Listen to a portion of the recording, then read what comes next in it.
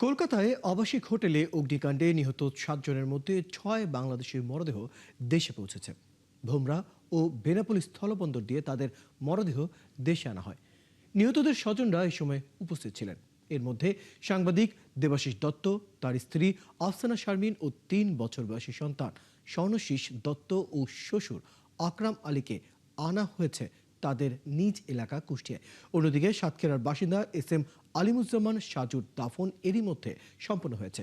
আর আহমেদ বাবুর মরদেহ আনা হচ্ছে সাভারে। এছাড়া আরেক বাংলাদেশি রেবতী সরকারের শেষকৃত্য তার পরিবারের ইচ্ছায় শুক্রবার রাতেই সম্পন্ন হয়েছে কলকাতায়। গেল 19 আগস্ট কলকাতার নিউ মার্কেট এলাকার মির্জা গালিব স্ট্রিটের একটি আবাসিক হোটেলে অগ্নিকাণ্ডে 7 বাংলাদেশি সহ 9 জনের মৃত্যু হয়।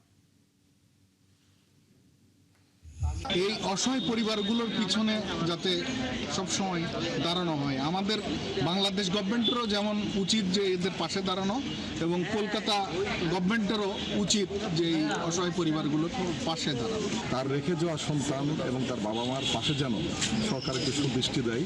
দেবাশিসের বিকল্প ছিল না কুষ্টিয়ার জেলাতে।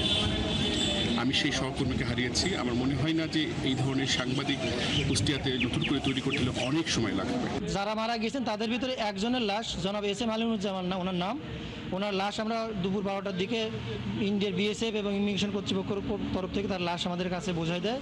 আমরা Bangladesh immigration, Bumrah police, Bumrah immigration checkpost এবং বাংলাদেশ বিজিবি বোমরা চেকপোস্টের যিনি দায়িত্বপ্রাপ্ত অফিসার ছিলেন, আমরা লাশটা 12টার দিকে গ্রহণ করে যিনি মারা গেছেন ওনার ভাই জনাব এস.এম. নুরুন নবী, ওনার কাছে ওনার ভাইয়ের লাশটা আমরা বুঝিয়ে দিই।